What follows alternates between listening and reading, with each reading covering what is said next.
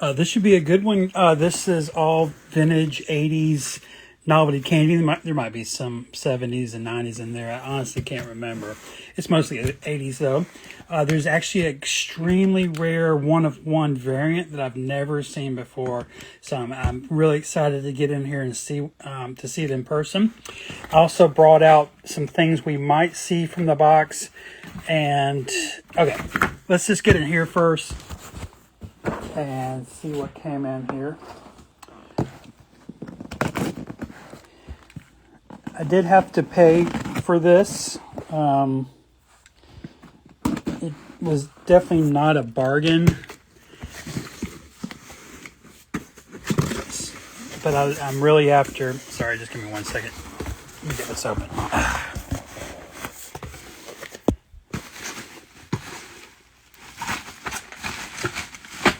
Yeah, it wasn't...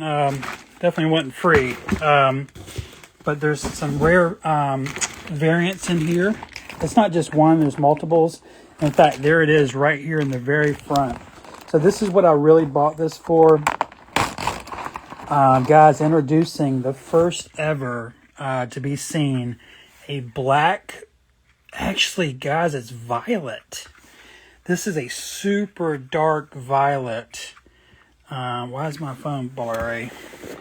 Let me move this over. Can we see it now? Guys, this is a super dark violet. I mean, it comes off as black, right? Let's see if it got... Yeah, I mean, in the sun, there's a little bit of purple. Sorry for the blur. Not sure what's going on today. But anyway, this was made by Fleer. What it represents is a payphone. So if you ever been to... I mean, of course, you've been to the gas station. You know how we used to have payphones outside of gas stations. So it's really cool. It's kind of edgy, actually. But very cool. At the end, wow, it does...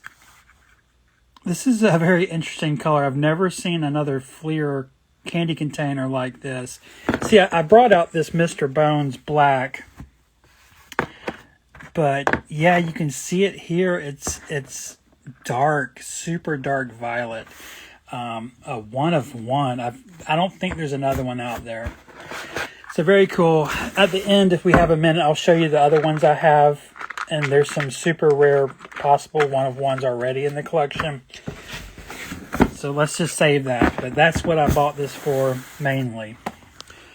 All right, but this will be fun too. So the next thing out. Now these are going to be the original 1981 to 1984 juice box candies by Tops. Let me see if I can wipe. Give me one. Let me wipe my camera. I mean, I already did that, but anyway, you might fondly remember these. I ate a ton of the orange ones. Those were so good back in the day. I would literally open the entire, like this side of the carton too, not just one but two, and dump the whole thing in my mouth like a fucking pig. ADHD kid, right? But very cool. I'm pretty positive these are going to be the very first edition ones. Now I noticed this one's stapled. That's interesting. Next up is a 1985 Chew Fun Chinese noodle bubblegum. If you ever see this, these are all empty, but if you ever see the bubblegum, it looks like Big League Chew. They are a little spaghettied inside of it, typically, like swirled around like noodles. There was some effort to make it look like noodles. I think the person who packed it kind of like pinched, like they grabbed a pinch of basically Big League Chew and they twisted it and then stuffed it in. Yeah, there it is, 1985, the year Goonies came out and Garbage Pail Kids. Next up is a 88 to 1990 Sneaky Snacks, also made by Tops. This is made to look like a composition book from school. And it's hollow. It's called Sneaky Snacks because the concept for this is kids could, have this out in class like, hey, teacher, I have my composition book. Ha ha ha. Little do you know it's full of candy. You'll never catch me. The only problem is there's no composition books this size. So, I'm not sure who the joke is on. Next up is something I never get in, and this is a novelty keychain. It happens to be in an arcade style. So it's actually really cool. I'm actually going to save this thing. It says on the back, Aero Industries. I have had Aero Industry novelties in the past. Sometimes they get mixed in lots. It's pretty rare, but I am familiar with this novelty brand. But this is not... that, to my knowledge, I don't know that candy ever came inside this, but I could be wrong. Super cool.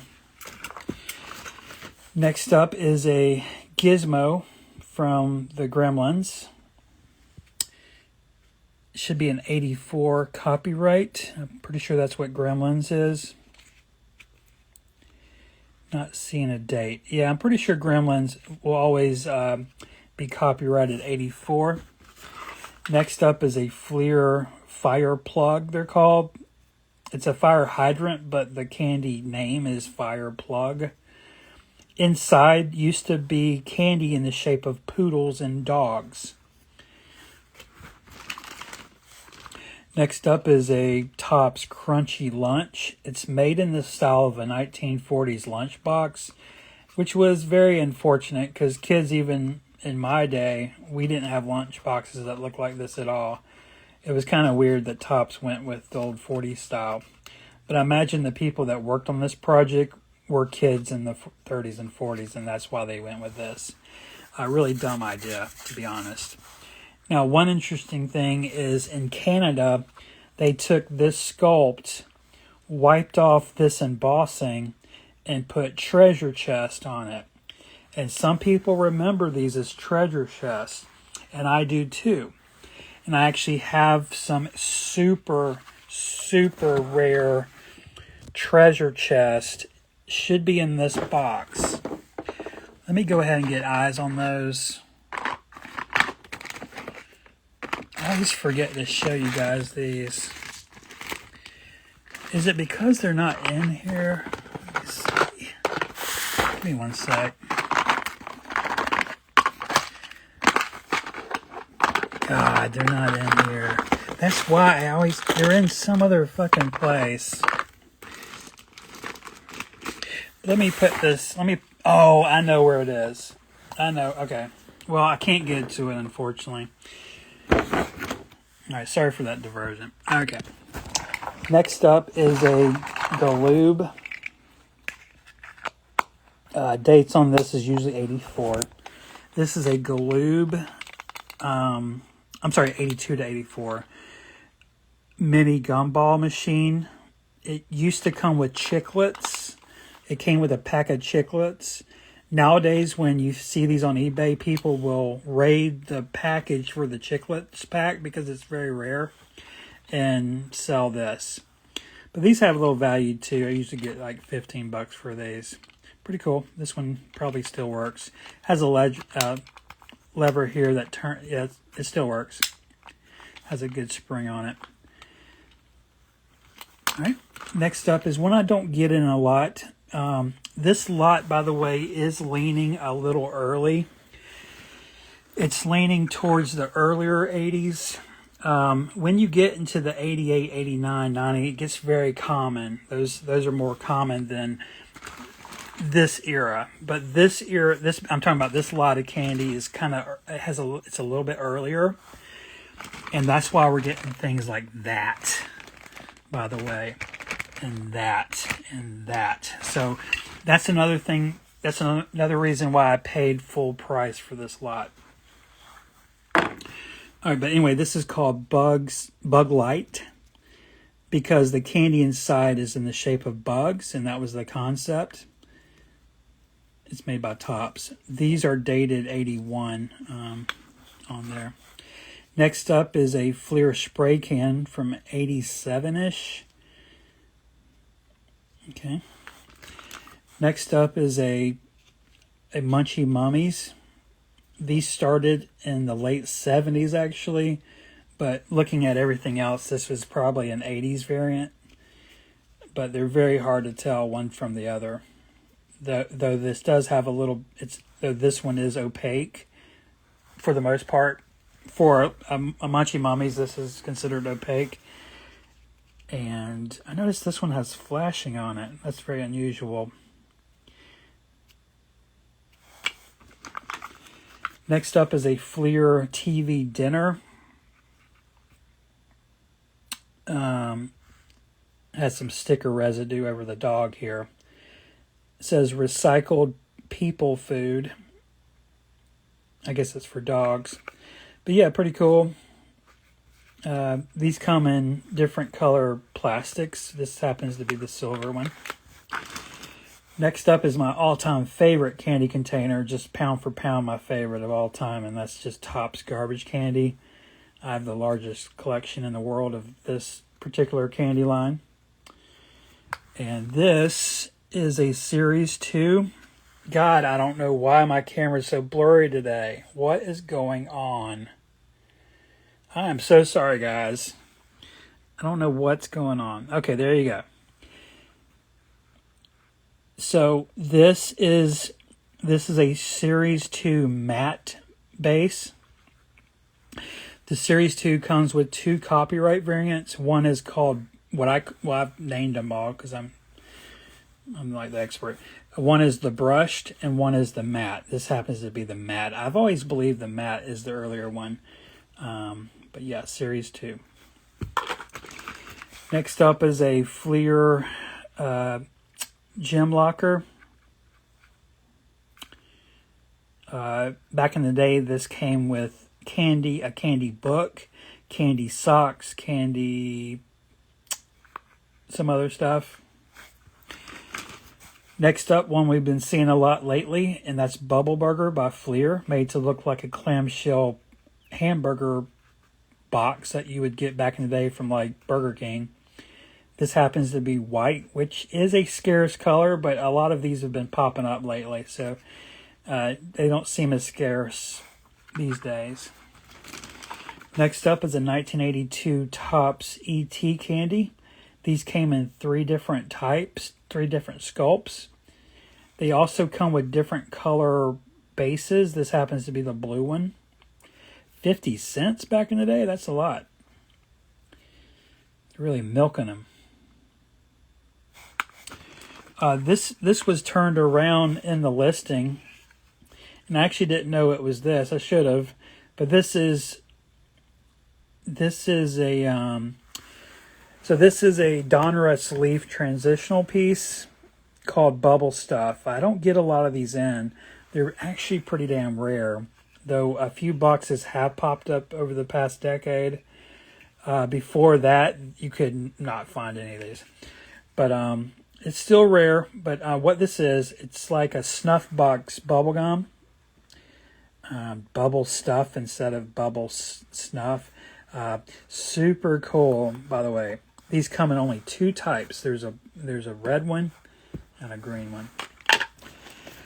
Next up, this would be a first wave Donruss tennis ball candy. These come in 3 different can variants. Could be a 4th. I can't remember. Sorry. I want to say there's only 3 though. Now, they did come back with a Series 2, and those are extremely rare. The Series 2 is actually another one of the Donruss Leaf transitional pieces, which made it super rare. But this is the first one. I mean, this is rare too. Inside used to be 3 gumballs that were green. I'm sorry, that were yellow, and they came with little sayings on them. Next up is a 1989... God, what's the name of them? You know what? I don't get a lot of these in. Pick'ems. I don't get a lot of these in. It's very strange to me. I think this really grossed out a lot of people, even back in the day. But it came with little pellet candies. Gum, pieces of gum that you would actually dispense through the nostrils. Super cool. It's missing the back piece. It's missing the face piece of cardboard that looks like a face. Next up is a CD, basically a fruit candy. With this is it's a peanut. one of the ones you don't see a lot of, by the way. You always see the strawberries and the grape, but the peanut one, I don't get a lot of those in. Next up is a super rare, very happy to get this, even though I already have it. Not something I ever sell the doubles of because they're so rare, but this is a Topps Dip It from 1980 to 1982.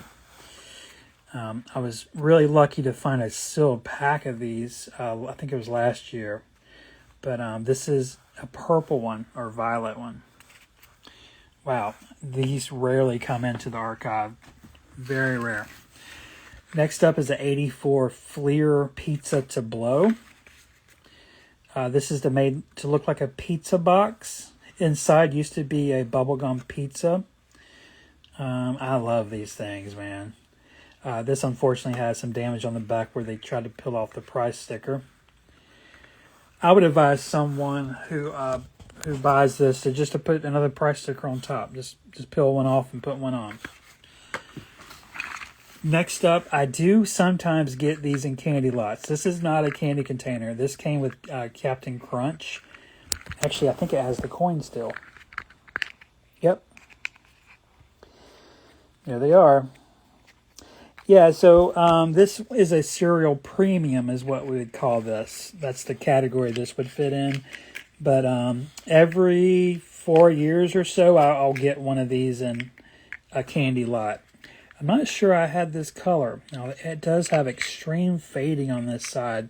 That's something I'm going to have to start looking for. Are these faded? I haven't noticed any so far. But yeah, this side got really close to a window. Sorry about that blur. I'm not sure what's going on today. But yeah, I love these things. Now this would also fall into the bank, the novelty bank category. The first category is cereal premium. Secondary would be candy bank or just novelty bank.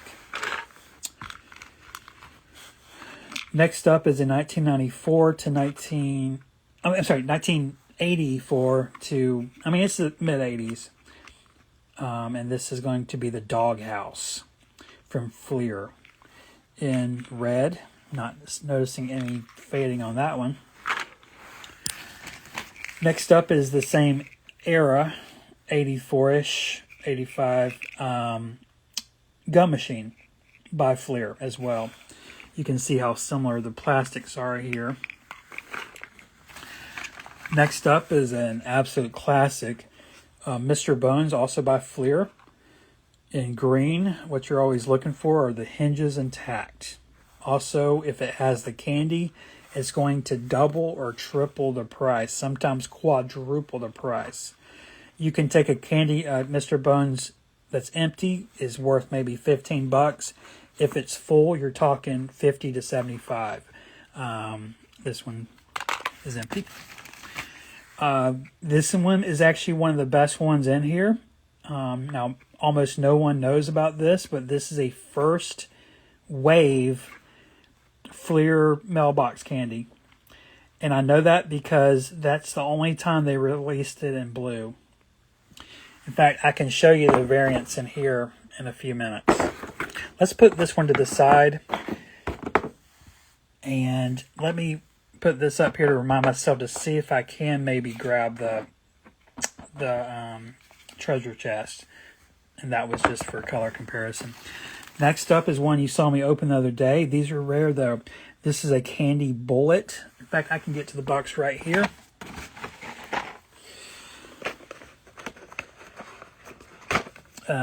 That's what these originally came in. The girls got lipsticks in pink and yellow. Boys got the bullets in metallics.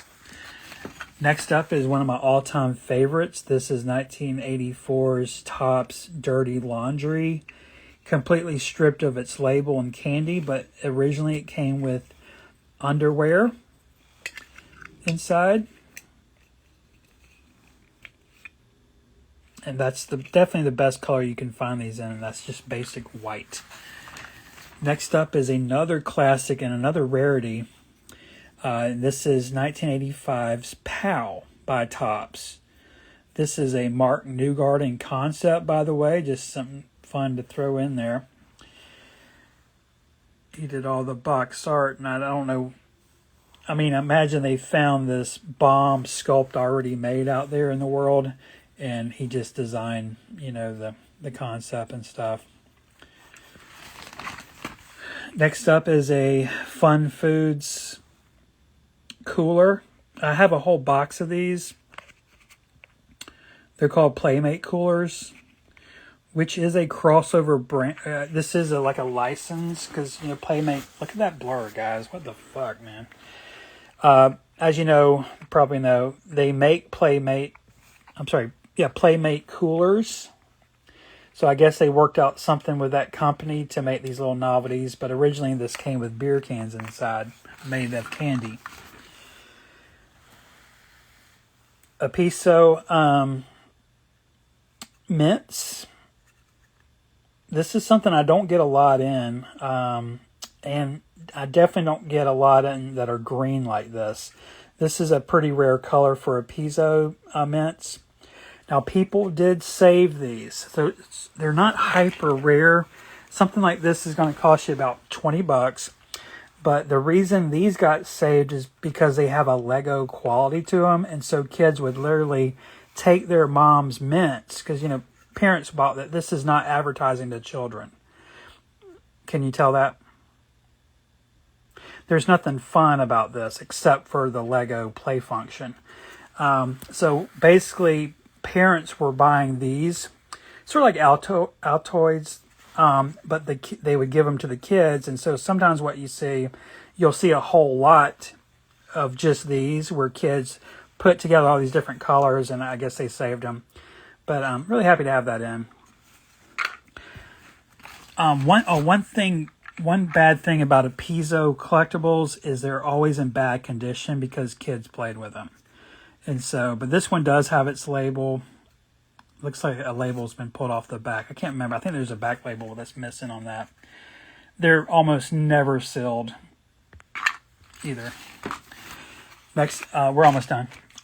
This is another one of those, what I was saying earlier is like an earlier 80s, a little harder to get, sloppy waffles from Fleer. You don't see this a lot either because it's kind of that earlier period. So it has some of the syrup residue. But it came with a bubblegum waffle and a little packet of syrup that you would pour over the waffle and eat it. Yeah, it gave many people diabetes back in the day. This is one of the newer things in the lot. This is a 1990, exactly the year 1990. New Kids on the Block cassette tape. I cannot get rid of that blur.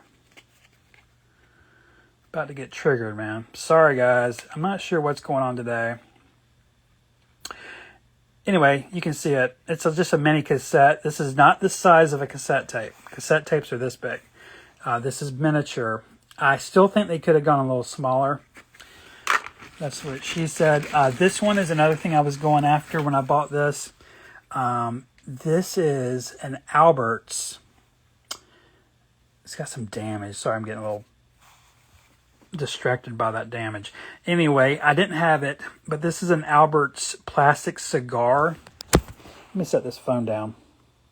I've actually never held this before, one of these before. So that's just that's a cap on that. That's why it snapped as kids were sticking the ashes back in there like that. Yeah, happy to have it. It's missing its label. It's missing a lot of things, but super cool to have. I mean, just imagine a kid who's 6 or 7 years old having this hanging out of his mouth, you know, promoting smoking, something we can't even imagine doing to our kids these days. Next up is an all-time classic. It's got severe UV damage on the front. If you didn't know, with white plastics, if you collect Star Wars action figures, you know all about this. UV damage, you know, the sunlight will damage your stormtroopers, for example. And a lot of people don't know that, you know, UV damage on white plastic turns yellow. But like UV damage on red plastic turns that color, for example. So anyway, what you're always looking for these are called Big Tooth. what you're always looking for is that hinge snapped or not. This one is not snapped. I can't believe it.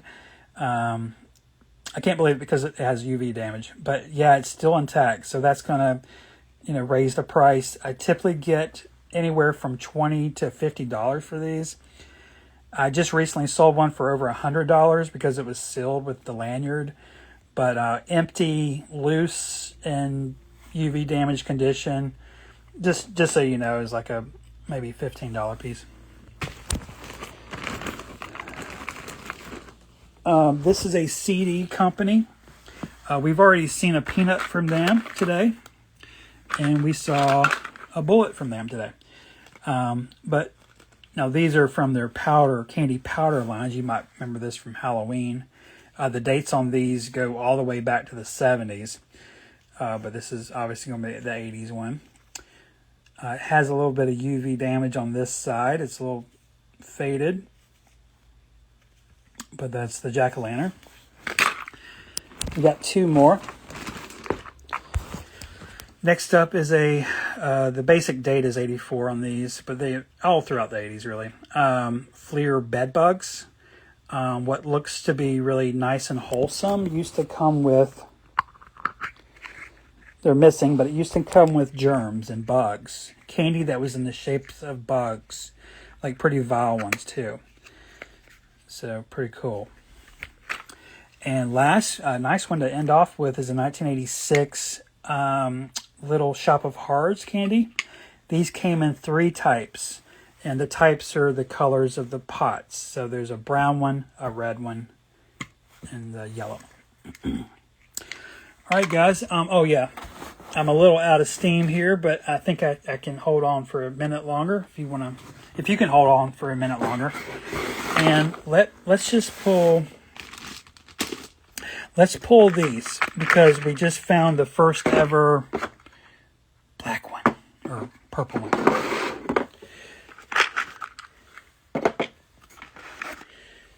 Yeah, I'm a little spun out. Let me shut up a minute and just get out a few things if you have a minute. It'd help if I had something to drink. Yeah, I do have my drink over here. What you guys working on? I'm working on a shaken espresso. Okay, anyway, this is, I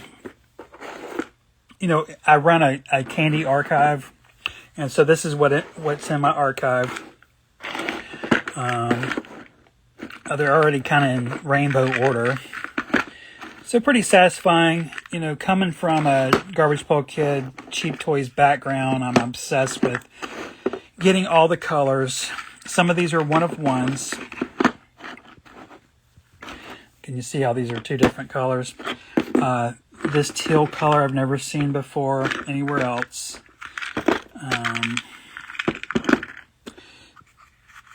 That trans teal is extremely rare. This might be the general order. Something like that. So that's why I was excited to get this one. But it turns out it's not black. It's actually dark violet. Let's confirm that one more time. Of course, it's going to be blurry today.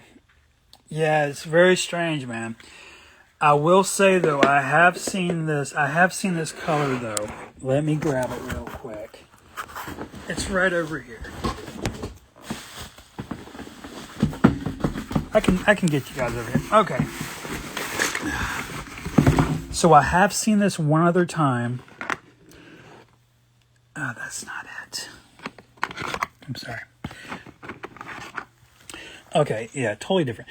This is a Bone Shaker. I was wanting to say it's dark violet. It is dark violet, but this is just ridiculously dark violet. You know what I think is going on here now that I'm having a second to think about it? This is probably black. This is probably black, but how they achieved black through the mixing of the vinyl, it had a undertone of violet, if that makes any damn sense. Yeah, when I'm looking at this, it's black. Okay. But when I'm putting it to light, violet comes out. So, all right. Oh, I left one in there. Yeah, look at the difference. So yeah, there's a bunch of those out there. Had a few ideas. Okay, so this I was going to show you too, if you have a minute. Or did I take him out of here? God, I might have already taken him out of this box. I mean, there just comes a point you just have to fucking make room, man. So, sorry, I don't have them out. Well, guys, I hope you enjoyed that. We can do a quick little recap.